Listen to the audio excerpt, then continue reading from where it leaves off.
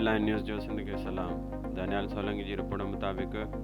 Social welfare department जे assistant director Shafqat Ali Solanki जी सदारत हेठि united active CBOs network Hyderabad बहिराड़ी जे सहकार सां माहवार गॾिजाणी थी गुज़री।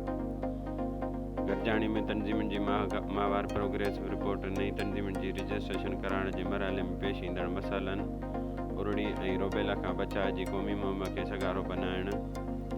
सीनियर सिटीज़न मुतलिक़ पास थियल एक्ट ऐं आज़ादी कार्ड जी अहमियत खे उजागर करण, तहलके हैदराबाद बहिराड़ी जे UC वाइज़ सर्वे करण,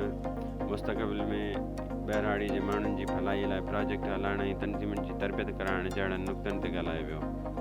इन मौक़े ते सोशल वेलफेयर डिपार्टमेंट जे असिस्टेंट डायरेक्टर शफ़क़त अली सोलंकी पंहिंजे ख़्यालनि जो इज़हार कंदे चयो त हिन मीटिंग घुराइण जो मक़सदु तंज़ीमुनि जी पाण में कोऑर्डिनेशन खे मज़बूत करण, सलाह मुसलत करण, उन ज़रिए मसइलनि खे हल करण, मुस्तक़बिल में ईंदड़ चैलेंजनि खे मुंहुं ॾियण लाइ तयारु थियणो आहे। हिन इहो बि चयो त सोशल वेलफेयर डिपार्टमेंट तव्हांजी इख़लाक़ी ऐं क़ानूनी मदद करण लाइ हर वक़्तु मौजूदु आहे। सीनियर सिटीज़न एक्ट में आज़ादी कार्ड में उमिरि जी हद 60+ ते बहस कंदे हुकूमत खां मुतालबो कयो वियो त कार्ड हासिल करण लाइ उमिरि में घटिताई आणे मुस्तहक़ीन खे फ़ाइदो ॾिनो वञे। मीटिंग में यूनाइटेड एक्टिव CBOs नेटवर्क जे मुख़्तलिफ़ तंज़ीमुनि जे अॻुवाणनि, पिण तरक़ियाती तंज़ीम जे अॻुवाण रहमतुल्लाह सोलंकी, फरहाना सोलंकी,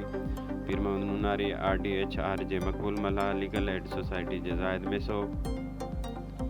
RDCC जे Mumtaz Kori, young social welfare association जे मोहम्मद अली शेख,